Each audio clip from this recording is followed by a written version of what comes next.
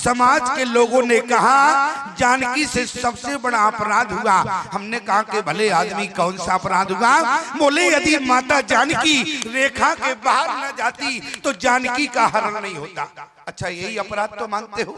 अपराध क्या है? लोगों ने कहा यदि माता जानकी लक्ष्मण रेखा के बाहर न जाती तो जानकी का हरण नहीं होता। लेकिन एक बात कान खोलकर सुनना प्यारे, यदि माता जानकी का हरण नहीं होता राक्षस रावण का मरण भी नहीं होता। इसलिए हरण जरूरी था, क्योंकि मरण के लिए। और ध्यान देना प्यारे, जिस समय माता जानकी का हरण हुआ लोगों ने कहा कि जानकी से अपराध हो गया। क्या आज जानकी यदि रेखा के बाहर न जाती तो आज जानकी का हरण नहीं होता। लेकिन विचार करना प्यारे, जानकी का रेखा के बाहर जाना, जानकी ने कहा यदि आज मैं रेखा के बाहर जा रही हूँ तो याद रखना भारतीय सनातन धर्म की समस्त नारी जाति को एक संदेश देना चाहती हूँ। आप कहेंगे कि सीता हरण से नारी जाति को कौन सा संदेश मिलता है? तो मैं आपसे निवेदन करूं, माता जानकी ने कहा कि भारतीय सनातन धर्म की नारी हमारी बात को कान खोलकर सुनना। याद रखना, जानकी ने कहा कि माताओं हमारे आगे एक रेखा पड़ी है, उस रेखा का नाम है लक्ष्मण रेखा, और आपके आगे भी एक रेखा है। आप कहेंगी हमारे आगे कौन सी रेखा है? अरे रेखा तो आपके आगे थी, लेकिन याद रखना माताओं जानकी के आगे रेखा है, उस रेखा का नाम है लक्ष्मण रेखा, और आपके भी आगे एक रेखा पड़ी है, उस रेखा का नाम है मर्यादा की रेखा। और मनो माता जानकी कहना चाहती है माताओं, जो भारतीय सनातन धर्म की नारी मर्यादा की रेखा के अंदर रहेगी तो वो सुरक्षित रहेगी, और जो मर्यादा की रेखा के बाहर जाएगी समाज में उसका हरण हो जाएगा।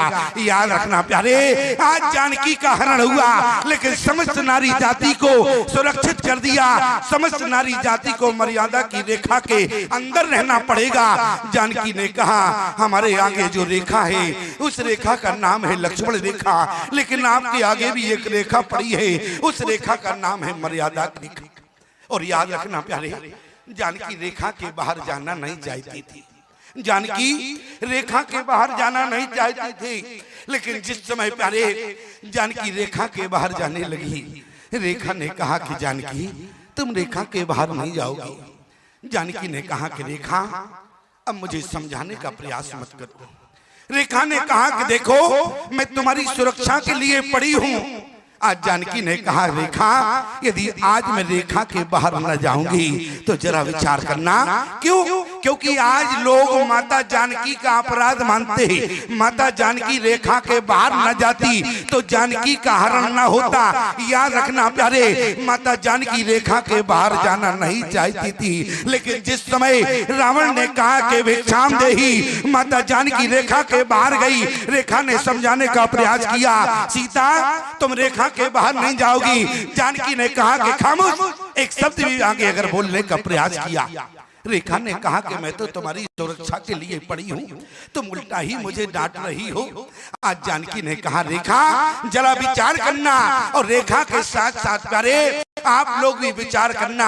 जानकी ने कहा कि रेखा याद करो, विचार करो, मैं किस कुल की कुलवधु हूँ? मैं रघुकुल की कुलवधु हूँ। और याद रखना प्यारे, रघुकुल में विश्वामित्र जी जैसे महात्मा मांगने आए, लेकिन स्वयं हरिश्चंद्र मिट जाते हैं, लेकिन देने से कभी मना नहीं किया। अरे आज मैं उस रघुकुल की कुलवधु हूँ, आज यदि मैं देने से मना कर दूंगी तो हमारे रघुकुल की कीर्ति को दाग लग जाएगा। आज जानकी ने प्यारे अपने रघुकुल की कीर्ति को बचाने के लिए रेखा के बाहर मजबूरी में।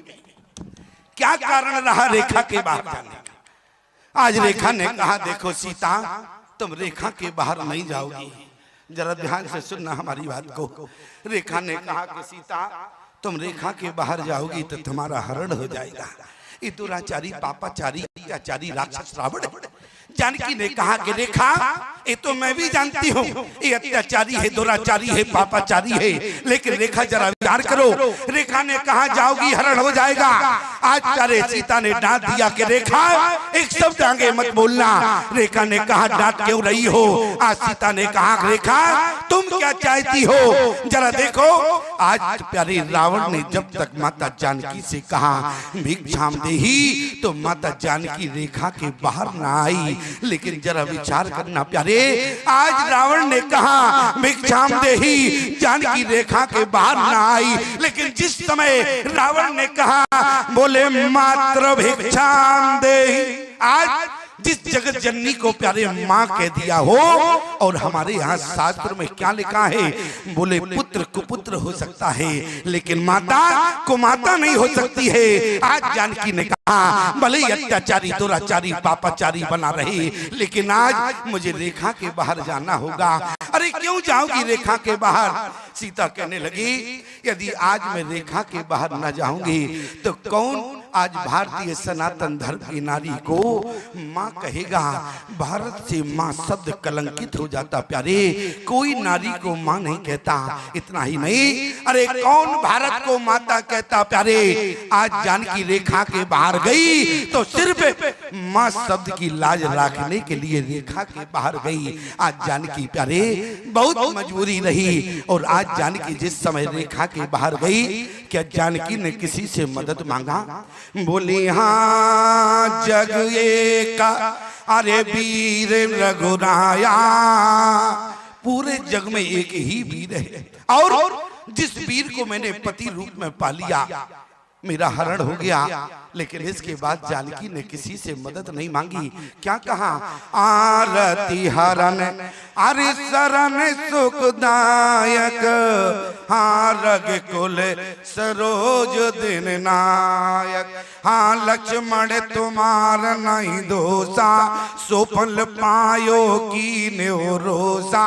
आज माता जानकी ने किसी से मदद नहीं मांगा बल्कि क्या कहा? बोली मैं जानती हूँ कि तुम हमारी मदद नहीं कर सकते लेकिन एक काम तो कर सकते हो। आज जानकी ने मानो पूरे समाज से कहा बोले विपत्ति मोरी को अरे प्रभु ही सुनावा, और पुरो दास चेहरा सब खावा। याद रखना किसी की हिम्मत नहीं हुई जो राम जी से जाके कह दे कि तुम्हारी पत्नी जानकी का हरण हो गया। मैं आपसे पूछना चाहता हूँ आज किसी अबला का हरण हुआ है, आज समाज की क्या स्थिति बनती है? और अरे किसी न किसी को तो जानकी की मदद के लिए आना चाहिए था। अरे मदद करना तो दूर गया, अरे किसी ने राम जी को जाके यह भी नहीं बताया कि तुम्हारी पत्नी का हरण हो गया। याद रखना बोले भय चराचर अरे जीव दुखारी। और जिस समय प्यारे हमारे लक्ष्मण भैया गए तो गोस्वामी जी ने क्या लिखा?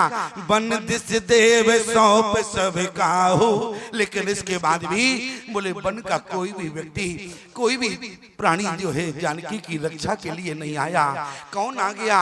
बोले भारत का गिद्धराज जटायु आया। अरे भारत के जितने सिद्ध थे वो सब पीछे रह गए लेकिन भारत का गिद्ध आगे हो गया। प्रमाण क्या है? बोले सीते पुत्री अरे करस जन त्रासा, और करियो जातो दान करना सा। एक बात का आपने विचार किया? मैंने आपसे निवेदन किया था एक दिन कि वचन के मुताबिक यदि देखा जाए तो जटायु के पुत्र है राम। यदि जटायु के पुत्र राम है तो जानकी से संबंध वधू का होता है कि नहीं? बहू का संबंध होता। लेकिन देखो आज गिद्धराज जटायु ने बहू का संबंध खत्म करके आज गिद्धराज जटायु ने जानकी से बेटी का संबंध बना लिया। किसी ने कहा कि जटायु जानकी तुम्हारी बहू है लेकिन आज तुमने बेटी क्यों कहा? जटायु ने कहा जरा विचार करना। क्या आज जटायु कहने लगे यदि मेरा रावण से युद्ध होता, मैं जानकी की रक्षा के लिए जाऊं और रावण से मेरा युद्ध हुआ और युद्ध होते होते कहीं मैं अपनी बहू सीता से स्पर्श हो गया तो मेरी बहू सीता का पार्थिव धर्म नष्ट हो जाएगा। गीधराज जटायु ने अपनी बहू सीता का पार्थिव धर्म बचाने के लिए एक बहू से बेटी का संबंध बना लिया। प्यारे गोस्वामी जी ने क्या लिख दिया, बोले धन्य जटायु अरे समय को नहीं। क्यों? क्योंकि प्यारे 23,000 वर्ष एक पैर केवल खड़े होने के बाद निर्गुण निराकार ब्रह्म राम बेटा के रूप में जन दशरथ को प्राप्त हुआ है। और 23,000 वर्ष तक एक पैर केवल मनु के मंत्री हरदेव खड़े रहे जो जाके जनक बने हैं। उनको निर्गुण निराकार ब्रह्म बेटी के रूप में प्राप्त हुआ है। लेकिन ना बोले जटायु के समान, बोले धन्य जटायु अरे सम को नाही। क्यों? बोले उन्हें तो केवल बेटा के रूप में प्राप्त हुआ, दशरथ को जनक को बेटी के रूप में प्राप्त हुआ, लेकिन धन्य तो गीधराज जटायु हैं जिनको ब्रह्म बेटा और बेटी दोनों रूप में प्राप्त हो गया। प्यारे इसलिए जटायु के समान बोले कहे अंगद अरे विचार मन माही और धन्य जटायु समय को नाही। आज पहले जटायु ने कहा कि बेटी निश्चित रहना, अभी तुम्हारा पिता जीवित है और याद रखना जिस बेटी की कान में आवाज चली जाए अभी हमारा संसार में पिता है वो बेटी निश्चिंत हो जाती है।